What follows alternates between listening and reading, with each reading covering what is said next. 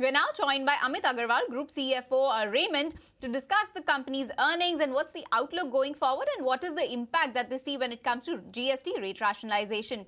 So let me start. Prime Minister Modi on Independence Day announced the rate rationalization for GST slabs.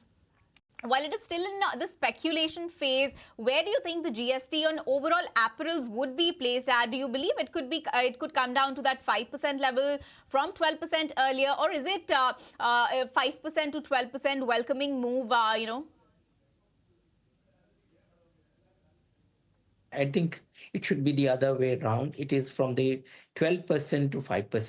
And actually, if you see what Modi ji has said, I think it is one more welcoming move for the consumption. As you all know, that the consumption has been very weak over the last 18 to 24 months. And I think this is a great move to bring the duty structure, GST, from a 12% to 5%.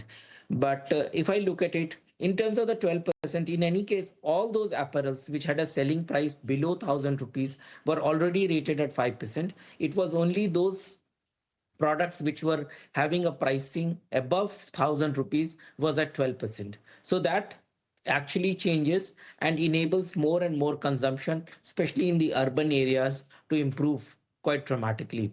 And that is a good move. However, at the same breath, I think for the textile industry, which is reeling under an inverted duty structure, faces much more challenge. Mr. Agarwal, hi, this is Ankita also joining in. Now, if the entire apparel segment shifts to the 5% GST slab, how do you see this impacting the pricing, demand, and the margins across Raymond Lifestyle? And would such a cut meaningfully influence consumer sentiment in the mid to premium categories where the company operates? Absolutely. I think we have seen with the recent income tax, direct tax changes, where the 1 lakh crore has been given in the hands of the consumers. And I think that has helped.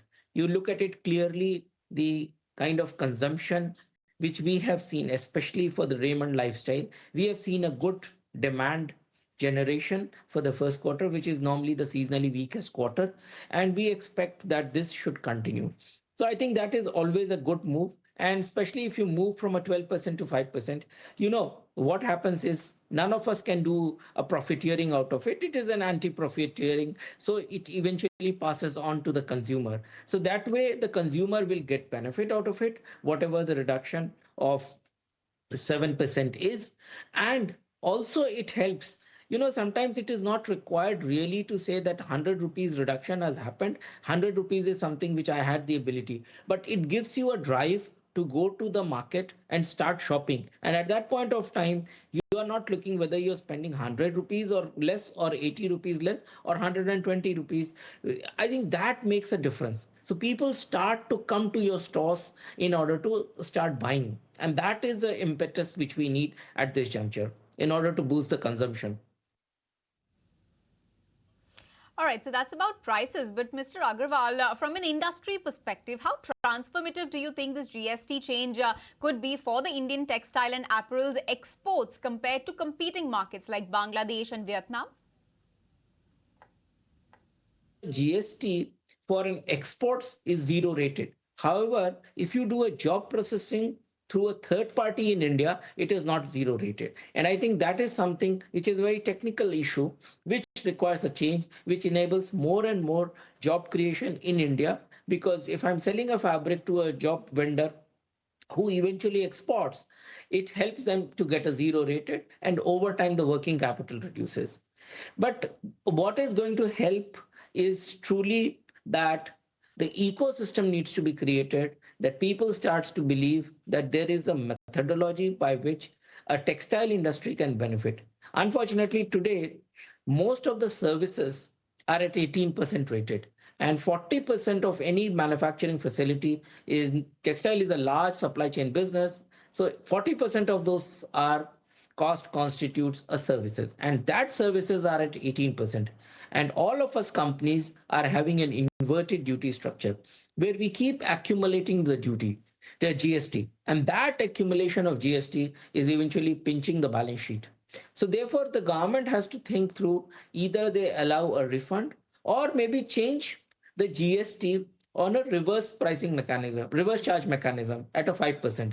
That would help the textile industry not to have a pressure and building up the because of the inverted duty structure. Right. Mr. Agarwal, but the India-UK FTA removes duties of 8 to 16% on textiles and apparel. How significant is the UK market for Raymond, and what demand upside are you projecting from this shift? So I think very clearly we have a substantial distribution across US, Europe, America, UK, as well as Japan. We export to all these big brands all across these countries. As of now, we are in the range of 10 to 14 million pounds every year in terms of the UK exports. And we clearly see there is a possibility to double itself over the next 3 years. Because the process is that these people buy season to season, autumn, winter, summer, spring. So autumn, winter is gone. Summer, spring also at this juncture, these people will not be so intent because it is a process of 8, 9 months. And still the Senate and the parliaments have to pass through that. So I think what will happen is the next year to 2026, AW 2026, I think, is that something which we will be able to participate. However, we have already seen the traction of some of the customers visiting our facilities in Bangalore, where we employ more than 10,000 people. I think that is something we are seeing clearly attraction from UK customers who are coming forward and starting to inspect the facilities, our capabilities in order to save. So one, the existing customers, we will increase the wallet share. Second, we will get also new customers. So very clearly, we think over the next 3 years, we should be doubling our business from UK. All right, so let's see how that pans out. But moving on, Mr. Agarwal, do you believe higher tariffs on competing exporters like China, they're creating a structural cost advantage for Indian players such as Raymond? And how sustainable do you believe this edge is at this moment? At the end of the day, any cost advantage, any tariff advantage will be beneficial to India. However, if I look at the current conjuncture, India is at 50% tariff rate vis-a-vis China at 35. Second thing, China exports a lot of fabrics to countries like Bangladesh, Vietnam, which are at 20 odd percent rated. So therefore, what happens is India stands not in the best of the state right now vis-a-vis China, Bangladesh, Vietnam combination. And therefore, there is a lot of pressure, and we are already seeing a lot of people questioning the whether we should place the order today in India or not place the order in India. And we have seen clearly our third quarter that people have started to negotiate on the tariffs, how it should be done, and what on and what not. Second thing, what is also happening at this juncture that everybody is in a wait and watch game that whether the Trump tariffs will be at the same level or it is just pure play negotiation tactics. And we have seen time and again it has just going up and down. So therefore, it is too difficult to say what eventually would be the final fate of this tariff. Right. So, Mr. Agarwal, how does Raymond's entry into the aerospace and defense sectors align with its traditional business model? Is this only a strategic diversification, or could we see a complete shift in focus eventually? And what are the key target segments within the defense sector? First of all, let me give you a perspective.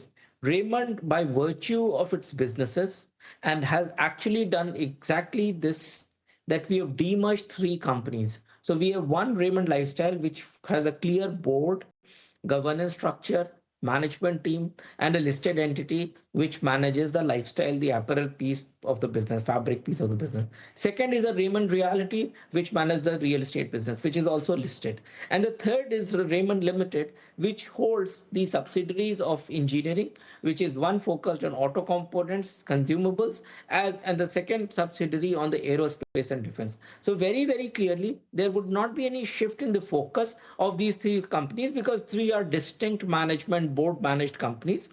Whereas the aerospace and defense is a sunrise sector. We already have a decent presence, and now our whole focus is to continue to expand and expand. And as we have said, from the last year 25 numbers, we clearly see that the business of aerospace will double itself in more like 3 years. So very clearly, a very big opportunity for us, and we have got right placed, and we supply the engine critical component of the aerospace of the commercial aircrafts, and we have entered a small way into the defense sector, but I think more and more as we get into this, more R&D happens at our place. I think we are getting a larger pie in the defense sector as well. All right, Mr. Agarwal, thank you so much for taking the time out and joining us today on Buy Now Sell Now. We will let you go on that note, but let's take stock of how the market